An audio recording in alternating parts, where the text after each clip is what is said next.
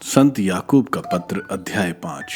धनियों को चेतावनी। धनियों, मेरी बात सुनो। आप लोगों को रोना और विलाप करना चाहिए, क्योंकि आप पर विपत्तियां पड़ने वाली हैं। आपकी संपत्ति सड़ गई है, आपके कपड़ों में कीड़े लग गए हैं, आपकी सोना चांदी पर मोर्चा जम गया है। वह मोर्चा आपको दोष देगा, वह आग की तरह आपका शरीर खा जाएगा। यह युग का अंत है और आप लोगों ने धन का ढेर लगा लिया है। मजदूरों ने आपके खेतों की फसल लूनी और आपने उन्हें मजदूरी नहीं दी। वह मजदूरी पुकार रही है, वह लूनने वालों की दुहाई विश्वमंडल के प्रभु के कानों तक पहुंच गई है।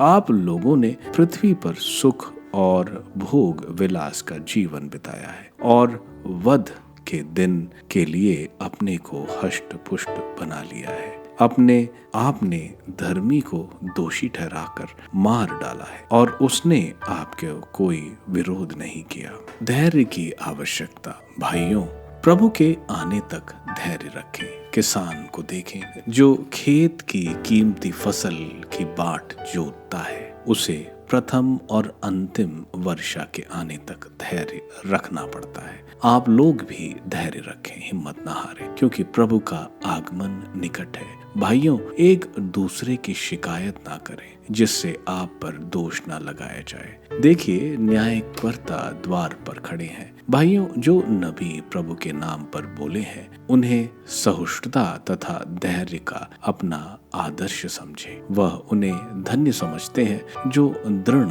बने रहें। आप लोगों ने योग के धैर्य के विषय में सुना है और आप जानते हैं कि प्रभु ने अंत में उसके साथ कैसा व्यवहार किया, क्योंकि प्रभु दया और अनुकंपा से परिपूर्ण है। शपथ नहीं खानी चाहिए। मेरे भाइयों, सबसे बड़ी बात यह है कि आप शपथ नहीं खाएं, ना तो स्वर्ग की, ना पृथ्वी की और ना किसी अन्य वस्तु की। आपकी बात इतनी हो हाँ कि हाँ, नहीं कि नहीं। कहीं ऐसा ना हो कि आप दंड के योग्य हो जाएं।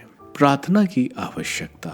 यदि आप लोगों में कोई कष्ट में हो तो वह प्रार्थना करे। कोई प्रसन्न हो तो भजन गाए। कोई अस्वस्थ हो तो कलीसिया के अध्यक्षों को बुलाए और वह प्रभु के नाम पर उस पर तेल का विलेपन करने के बाद उसके लिए प्रार्थना करे। वह विश्वासपूर्ण प्रार्थना रोगी को बचाएगी और प्रभु उसे स्वास्थ्य प्रदान करेगा। यदि उसने पाप किया है तो उसे क्षमा मिलेगी। इसलिए आप लोग एक दूसरे के सामने अपने अपने पाप स्वीकार करें और एक दूसरे के लिए प्रार्थना करें, जिससे आप स्वस्थ हो जाएं। धर्मात्मा की भक्तिमय प्रार्थना बहुत प्रभावशाली होती है। एलियास हमारी ही तरह निरे मनुष्य थे। उन्होंने आग्रह के साथ इसलिए प्रार्थना की कि पानी न बरसे और 3.5 वर्ष तक पृथ्वी पर पानी नहीं बरसा। उन्होंने दोबारा प्रार्थना की, स्वर्ग से पानी बरसा और पृथ्वी पर फसल उगने लगी। पापियों का सुधार। मेरे भाइयों, यदि आप लोगों में कोई सच्चे मार्ग से भटके और कोई दूसरा उसे वापस ले आए, तो यह समझे कि जो किसी पापी को कुमार्ग से वापस ले आता है, वह उसकी आत्मा को मृत्यु से बचाता है और बहुत से पाप ढक देता है।